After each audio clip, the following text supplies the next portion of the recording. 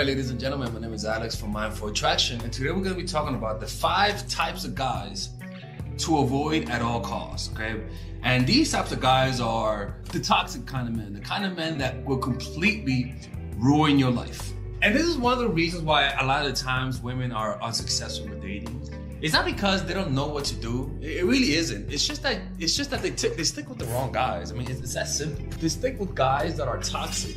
And by default, your relationship life, your dating life will be toxic. It's just how that works. So rather than learning how to make the guy like you, sometimes you get a lot more done by default by learning how to avoid the wrong types of guys, okay? The moralizer is the type of person that will judge you if you have sex with him on the first date.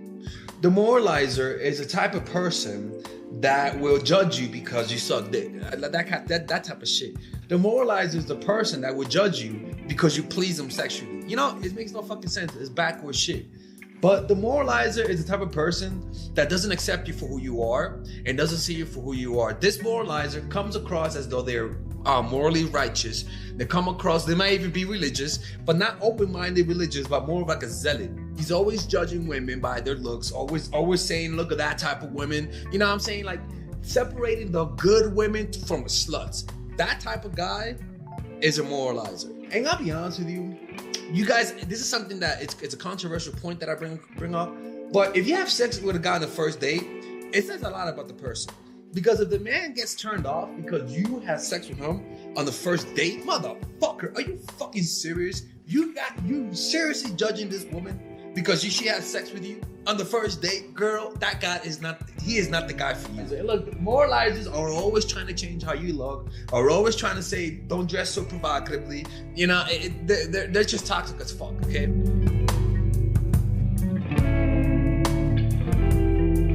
If the man isn't consistent from the beginning, if he's taking 10 hours to respond to your text from the beginning, if he's canceling dates from the beginning, look, ladies and gentlemen, I know I am the toxic dating coach, okay? But if a man does any of this shit in the beginning, ladies and gentlemen, just find another man. Be more difficult on people in the beginning. It's almost like you're an employee. If you're late on the 3rd year of your job, okay.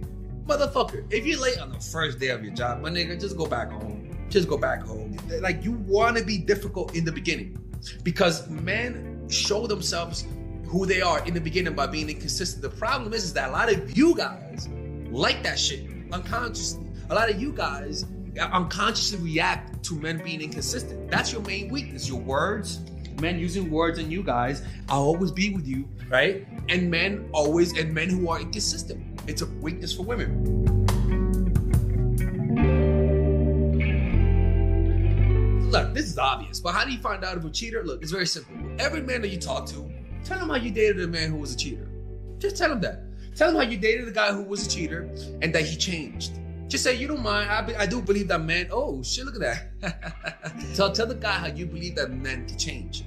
Tell the guy how you believe that, yeah man, I did it, he cheated, but I forgave him and he did change, so it worked out. Why? Because if he's a cheater, he'll tell you if he cheated before. Just say, by the way, have you done anything on the side before, you know? I don't mind. Like, I'll be honest with you, this is very difficult to find out in the beginning, but to me, this is the best strategy. But then what happens if you catch him cheating? Ladies and gentlemen, if you catch the guy cheating,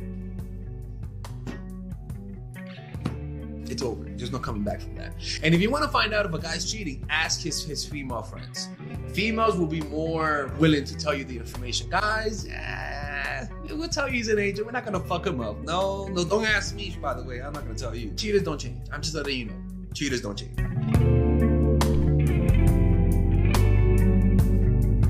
In the beginning, he's always asking you where you at. In the beginning, he's always saying, how let me know when you come home, let me know when you're this, let me know when you're that. Like, this kind of person comes across as though they care a lot, but in reality, it's jealousy masquerading almost as though they care. Those type of guys are toxic, right? Because what happens is that as the relationship progresses, they won't see you as an individual. They'll see you as an extension of themselves. Obsessive boyfriends will tell you who to not hang out with and who to hang out with. Obsessive boyfriends will get jealous of you hanging out with your friends, with your female friends. Heck, they won't even let you hang out with your friends because he'll think you're cheating, right? Especially with women who have who have anxious type of attachment, you gotta be careful with those kind of guys because it comes across as though it's love. And if you're somebody that is really anxious, you will mistake obsessiveness for love. Be careful with guys who love you too fucking fast. Be careful with those type of people who fall in love with you within the first week or so. Those people don't love you. They're not even looking at you. They're seeing right through you. Obsessive people will always need to find out who you're hanging out with. Will tell you don't hang out with that person, hang out with that person. And a lot of you women will allow that to happen. You guys have to learn how to have boundaries. The abuser is something that you guys have to avoid. How do you know he's an abuser? He calls you names. He starts out as the obsessive boyfriend, actually. He gets really angry. And sometimes they're not even angry people. Sometimes they're more controlled. Point is, anytime a guy calls you a name, calls you a bitch, calls you any name, makes fun of you, he has the potential to be an abuser. Anytime somebody puts their hands on you, he's gonna do it again. And don't be ashamed if you're with somebody who's an abuser. Tell your friends. We all walk in shame. A lot of women are in these types of relationships and they're just ashamed of it. But you guys have to realize that this is very common. It's normal. We all go through bad things. We all, and it's luck. We just have bad luck. Some people just have bad luck and they just encounter somebody who's abusive. That shouldn't mean you should keep it to yourself. You should tell somebody. You should ask for help. You know, there's nothing wrong with that. It's not a shameful thing. It's something that shows strength if you're willing to get help. So if you're being abused with somebody who's physically abusive, who's mentally abusive, who's gaslighting you, making you question reality, and he's cheating by blaming you, which I do teach, to be honest with you. That's why I'm pretty toxic, to be honest with you. And ladies and gentlemen, get away from that guy. That guy doesn't love you. That guy would not love you. You know what I'm saying? Find somebody who's more positive in your life, okay? And if you want to know more signs of an abusive person, just go to Google. There's a lot of signs of guys who are abusive. The problem is that sometimes you can never imagine yourself being in that kind of relationship. You get what I'm saying? So I care a lot about you guys. You guys are my Alexians. I care a lot about you guys. And you guys are very nice people. That's why you guys watch my channel. But very nice people are susceptible to being used and abused. So counteract that with a little bit more assertiveness, with a little bit more of being uncompromising, with knowing your standards, knowing what are the things you will or will not accept. Okay? All right, ladies and gentlemen, this is Alex from Mindful Attraction. All right, ladies and gentlemen, if you guys ever want to learn how to use your feminine energy to influence people, learn how to use your masculine energy to become more assertive, and also learn how to blend both energies to improve your dating life, your spiritual life, honestly, your relationship life, your family life, your career life, this is the course for you. If I had to make a course for my nieces, I have two nieces, one is 19 and one is 15. 16. Holy shit. Oh my God, he's a bad fucking uncle. He's a bad uncle. Get him. Shut up, Melissa. You should get this course, right? And this is the course that I will make for them. So, for example, watch the curriculum, right? In the first week, we're going to be showing you how to establish a strong masculine foundation without letting it hurt your feminine energy.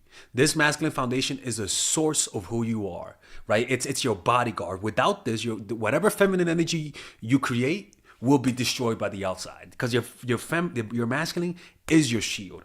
So we'll talk about goal setting. We'll talk about how to develop a serious attitude. We're going to be talking about how to use more logic, how to use more goal-oriented behavior. It's more how to be a man. Now the next one is how to embrace the feminine energy, right? This one will teach you about how to minimize excessive masculine traits, developing self-awareness, healing abundant feminine energy, regulating your emotion, mastering voice qualities and facial expressions, surrendering control, and allowing pain to be felt. This is honestly, this will supercharge, like Kaioken, your masculine energy. After that, we have femininity in the workplace and how to be feminine in the workplace without letting people take advantage of you, and the nuances of how women on power should behave versus women who are subordinates in the workplace, and even the dress code. This is based on psychology, people. It's kind of insane. I'm actually excited about this one. The next week, we talk about navigating the labyrinth of male and female friendship. And this, a lot of women find confusing, so we talk about that. and how to identify envious friends, how to identify the good friends, how to keep male friends, and how to keep female friends. Week 5, we talk about how to release the burden of the past and stop and destroy mental projections. This is actually really powerful. And then week 6, we talk about how to increase your observational power so that you can read people better. And we have a bunch of bonuses. The course starts at $99, and you guys can pre-order the course today at $69 before it goes out. If you're watching this, most likely I'm in the meditation retreat, so most likely I will be praying for all of you guys. And just click on the description down below of the video. Right there, you'll see it, and you can pre-order that course. It's gonna be out by the end of next month or the beginning of February of March. One of the two, people, because I have a 10-day retreat to do, and I want to finish the course after the retreat, because I think the ideas are gonna be so much better. All right, man. I'll see you guys later. Pre-order, man. I'm closing the channel.